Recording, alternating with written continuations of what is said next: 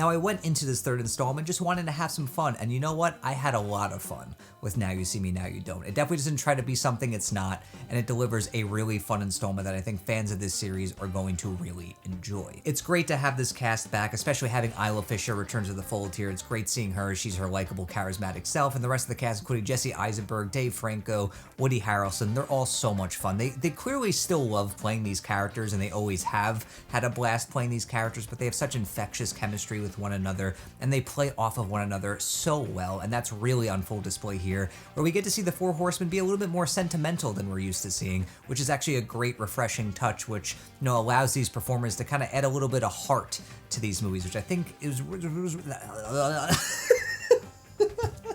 I genuinely feel like my brain just short-circuited there. Shit. What I was trying to say is that it's nice that they're trying to add a little bit more heart this time around, because I feel like, you know, 3 movies in, we got to do something different. We got to add some more layers, so that was a nice touch. And the new players here, you know, Dominic Sessa, Justice Smith, and Ariana Greenblatt, I think they're fun additions. I was a little bit wary going into this movie, wondering how they would fit into, you know, the whole Horseman group and how they would gel with everyone in the cast. But you know what? I think everyone's got good chemistry. There's good banter. There's fun, you know, tete-a-tete between these characters, and I really enjoyed that. And then there's Rosamund Pike as the villain in this movie, and she's clearly having the time of her life. She lives to play a villain like this. She's chewing up the scenery, she's spitting it out, South African accent and all, and I really enjoyed her in this movie. She looks like she's having such a good time. If there's one thing to take away from any Now You See Me movie, is that these movies are filled with people, filled with performers who clearly want to be there.